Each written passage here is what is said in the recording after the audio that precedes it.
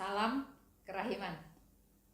Hari ini 29 November kita akan baca dari 1767 dan juga nanti kita akan dengarkan sharing dari salah satu devosan dari Paroki Santo Andreas. Kita mulai ya. Dalam nama Bapa dan Putra dan Roh Kudus. Amin. 1767. Putriku, aku ingin mengajar engkau tentang bagaimana engkau harus menyelamatkan jiwa-jiwa melalui pengorbanan dan doa. Lewat doa dan penderitaan, engkau akan menyelamatkan lebih banyak jiwa daripada yang akan diselamatkan oleh seorang misionaris melulu lewat pengajaran dan khotbah-khotbahnya. Aku ingin menyaksikan dirimu sebagai kurban terdorong oleh cinta yang bernyala-nyala, yang baru kemudian akan tampak berbobot di hadapanku. Engkau harus menghampakan diri, digiling lembut, dan hidup seolah-olah sudah mati dalam relung hatimu yang paling rahasia.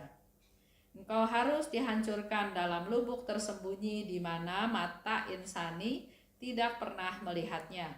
Dengan demikian, aku akan menemukan di dalam dirimu suatu kurban yang berkenan di hatiku, suatu kurban yang sungguh manis dan harum. Maka akan sungguh besarlah kuasamu bagi siapa saja yang engkau doakan. Secara lahiriah, pengorbananmu harus tampak sebagai berikut: diam, tersembunyi, diresapi dengan cinta, dipenuhi dengan doa. Putriku, aku minta agar pengorbananmu murni dan penuh dengan kerendahan hati, sehingga aku dapat menemukan kenikmatan di dalamnya. Aku tidak akan menahan rahmatku, sehingga engkau dapat memenuhi apa yang kuminta darimu. Kini aku akan mengajar engkau mengenai apa yang akan menjadi wujud kurbanmu dalam kehidupan sehari-hari, untuk menjauhkan engkau dari segala macam khayalan. Hendaknya engkau menerima segala pengorbanan dengan penuh cinta. Jangan berkecil hati kalau hatimu sering mengalami penolakan dan ketidaksenangan sehubungan dengan pengorbanan itu. Seluruh kekuatan kurban itu ada pada kehendak. Perasaan-perasaan yang menentang pengorbanan itu akan meningkatkan nilainya di mataku dan sama sekali tidak akan merendahkannya.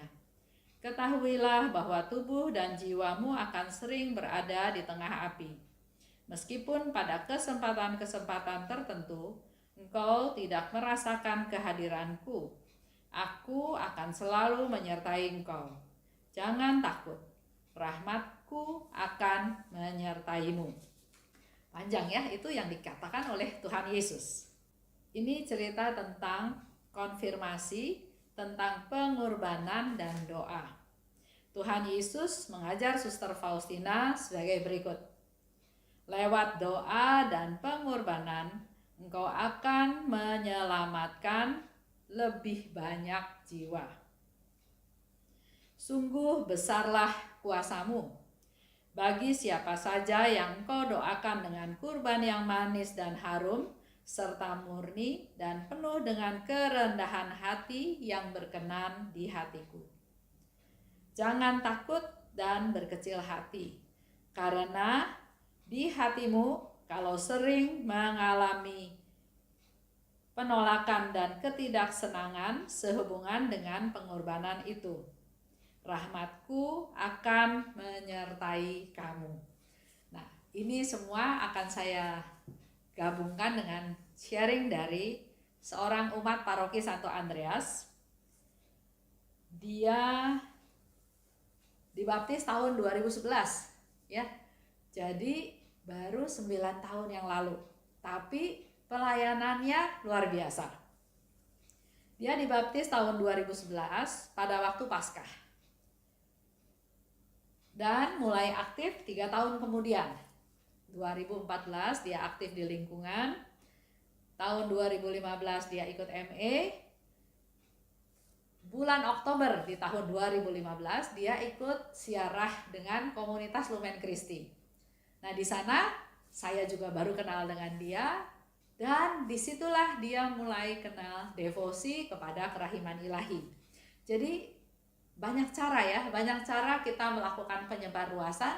Dan kalau dengar sharing-sharing pribadi dari teman-teman para devosan, juga dengan berbagai cara mereka kenal tentang devosi kerahiman. Kalau ingat dengan Juliana kemarin, dia tahu tentang kerahiman ilahi, tentang devosi ini, karena dia punya niat atau diajak oleh temannya untuk melayani, dan dia bilang oke. Kalau Ibu Monica ini, dia kenal devosi kepada kerahiman ilahi karena dia punya keinginan untuk ikut ziarah ke Lampung, ke goa di Lampung ya. Dan di sana dia baru dalam perjalanan tersebut dengan komunitas Lumen Christi, dia kenal tentang devosi kepada kerahiman ilahi. Tahun 2017 dia ikut CAP, tahun 2018 dia ikut EJ. Pelayanannya sampai sekarang jadi pengurus di MA, jadi tim doa di komunitas Lumen Christi, jadi tim pewarta di lingkungan, dan juga jadi fasilitator di EJ. Jadi walaupun baru 9 tahun Katolik, tapi sudah banyak sekali pelayanan yang dia lakukan. Dan yang saya mau ceritakan, atau dia mau bercerita juga, karunia yang dia dapat dari karunia berdoa ya. Tahun 2017 kokonya sakit ya, jadi dia punya kakak, punya koko dan punya adik, dua-duanya sakit.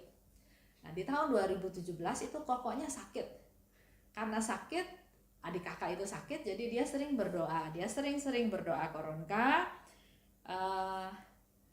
Ya sakitnya kayaknya parah ya, tapi dia tak henti-hentinya dia berdoa koronka, dia minta kesembuhan dari Tuhan. Sampai pada saat kokonya kritis, karena Monik cerita juga sama saya ya, saya bilang kalau kamu sudah sering berdoa buat koko kamu, kalau kokonya percaya Tuhan Yesus, lebih baik kokonya dibaptis aja, jangan tunggu sehat, karena kita nggak tahu dia bisa jadi sehat lagi enggak ya, karena dia betul-betul sakit parah. Nah akhirnya Monik menerima anjuran tersebut, dia berbicara dengan kokonya, dia berbicara dengan pastor kepala paroki, dan ternyata bisa ya diproses, dibaptis, dia dibaptis. Dan yang terjadi mukjizat, setelah dia dibaptis, dia malah jadi sehat, dia malah jadi sembuh. Bahkan dia bisa pergi ke Perth ya, ke Australia. Tadinya udah sekarat, udah nggak bisa apa-apa ya, udah sangat tidak ada harapan. Dia bisa pergi ke Perth, dia bisa berobat lebih lanjut, dia bisa jadi sehat lagi, dia bisa balik lagi ke Indonesia, bahkan dia bisa melihat, menemani istrinya juga menjadi katekumen, dan setelah 6 bulan kemudian istrinya juga dibaptis. Jadi waktu dianya, kokonya Monik ini dibaptis, sebetulnya istrinya juga pengen ikutan dibaptis, tapi karena istrinya nggak sakit, sehat ya, jadi jadi pastor bilang, kamu lebih baik jadi katekumen, ikut les agama. Beda dengan kokonya Monik yang sudah sekarat, sudah sakit. Nah, kokonya melihat istrinya sampai akhirnya istrinya juga dibaptis. Dan setelah 18 bulan kemudian, jadi Tuhan memberikan perpanjangan umur untuk kokonya Monik ini selama 18 bulan. 18 bulan kemudian dia sakit lagi, sakit parah. Dan pada waktu itu, pada saat kritis, Monik lagi nggak ada di rumah sakit ya, jadi kakak iparnya telepon ke Monik, minta supaya Monik berdoa buat kokonya. Dan di sana Monik berdoa koronka di handphone ya. Setelah doa koronka selesai, maka kokonya ini meninggal dengan tenang. Jadi selama dalam sakratul maut, selama dalam keadaan yang sangat kritis tersebut, kokonya terus mendengar alunan doa koronka melalui handphone ya. Itu yang dilakukan oleh Monik. Nah, di tahun 2018 adiknya juga menderita sakit parah ya, dia ada komplikasi jantung. Adik iparnya, jadi istri daripada adiknya ini, dia Katolik, dia nggak percaya Katolik, dia nggak percaya Tuhan. Tapi di saat-saat kritis dia minta ke Ibu Monik, kepada kakak iparnya, untuk berdoa untuk suaminya ya. Di sana juga Monik berdoa untuk adiknya, dan ternyata adiknya minta dibaptis. Dia mau dibaptis secara Katolik. Jadi akhirnya dibaptis. Jadi adiknya Monik ini pun waktu dibaptis dalam keadaan sadar, dalam keadaan 100% tahu bahwa dia dibaptis. 5 hari kemudian, di saat kritis, istrinya juga telepon ke Monik, minta tolong didoakan, dan Monik sekali lagi berdoa koronka melalui handphone, dan setelah doa koronka selesai didoakan, adiknya meninggal dengan tenang. Dan setelah itu adik iparnya juga menjadi katekumen dan menjadi Katolik. Kalau melihat pengalaman yang dialami oleh Monik ya, saya pernah juga cerita sama Monik. Saya bilang, Monik, kamu tuh luar biasa dipakai sama Tuhan. Kamu gak kenal Tuhan Yesus, tapi dengan suatu cara kamu akhirnya kenal Tuhan Yesus, kamu dibaptis, kamu menjadi pendoa, dan kamu menyelamatkan jiwa-jiwa daripada kokonya adiknya yang sakit parah, akhirnya dibaptis dan didoakan doa koronka mendampingi perjalanan dia pulang ke rumah Tuhan. Dan yang luar biasa lagi, dua iparnya juga menjadi Katolik. Jadi inilah sesuai dengan janji Tuhan. Satu orang selamat, maka seisi keluarga akan selamat. Itu yang dialami oleh Monik ya. Monik ini luar biasa sebagai pendoa. Dia sering berdoa untuk orang-orang, dan orang-orang itu mengalami kesembuhan, apakah kesembuhan fisik maupun kesembuhan rohani. Nah, kalau kita balik ke bacaan tadi, sharing di diary nomor 1767 ini adalah dikatakan oleh Monik, ini adalah suatu perjalanan hidup saya dalam pewartaan memuliakan kerahiman Tuhan. Dengan doa yang tulus, percaya, rendah hati pada Tuhan, maka rahmat Tuhan itu akan Tuhan berikan untuk menjawab doa-doa kita semua. Di situ dikatakan untuk keselamatan banyak jiwa ya. Di sana dikatakan, aku ingin mengajar engkau tentang bagaimana engkau harus menyelamatkan jiwa-jiwa melalui pengorbanan dan doa. Lewat doa dan penderitaan, engkau akan menyelamatkan lebih banyak jiwa daripada yang akan diselamatkan oleh seorang misionaris melulu lewat pengajaran dan khotbah-khotbahnya. Jadi di sini Yesus pun memberitahu bahwa pertobatan, keselamatan dari jiwa-jiwa itu nggak bisa mengandalkan para imam melalui khotbahnya, melalui pemberian sakramen tobatnya. Nggak bisa cukup waktu untuk merangkul banyak jiwa. Nah, untuk kita menjadi penyelamat daripada jiwa-jiwa tersebut, maka di sini dikatakan lewat doa dan penderitaan.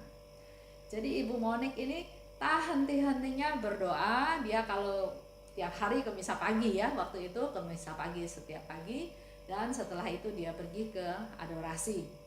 Juga sering melakukan jalan salib, dan dia memang intens dengan doa-doanya. Kalau bicara penderitaan, juga banyak yang dialami oleh Monik ya dalam penderitaan. Ditolak, dicurigai, atau ya banyak hal yang dia alami ya. Dia juga mengalami jatuh bangun, tapi itulah cara Tuhan memproses dia supaya dia kuat, supaya dia terus konsisten bertahan di pelayanannya dalam bagaimana berdoa untuk keselamatan jiwa-jiwa. Dikatakan oleh Monik lebih lanjut, sudah beberapa saudara dan kerabatku yang diselamatkan jiwanya karena sebelum menghadap hadirat Tuhan mereka mendapat pembaptisan menjadi pengikut Kristus. Itu tadi jelas sharing dari dia tentang kokonya dan adiknya, dan juga tentang kedua iparnya yang sekarang sudah menjadi Katolik. Jadi Tuhan bisa pakai siapa saja, walaupun dia baru ya dari sisi umur ya sudah umuran kita lah ya, 60 lebih, tapi dia baru dibaptis kira-kira 9 tahun yang lalu. Jadi nggak ada yang membatasi bahwa saya baru maka pelayanan saya juga harusnya biasa-biasa saja. Tapi kalau Tuhan mau pakai dan dia bersedia, dia membuka diri untuk dipakai Tuhan, maka banyak hal yang dia lakukan. Sekali lagi, mari kita banyak berdoa dan menerima kalau memang harus menderita untuk keselamatan jiwa-jiwa, khususnya jiwa-jiwa yang ada di dalam keluarga kita, dalam keluarga besar kita yang bahkan belum mengenal Tuhan. Kita tutup ya dengan doa. Dalam nama Bapa dan Putra dan Roh Kudus, amin. Allah Bapa yang Maha Baik, terima kasih atas rahmat-Mu, di mana Yesus pada hari ini dengan tegas, dengan jelas memberikan informasi kepada kami semua bahwa melalui doa, melalui penderitaan yang kami alami, kami bisa Engkau pakai untuk menyelamatkan jiwa-jiwa.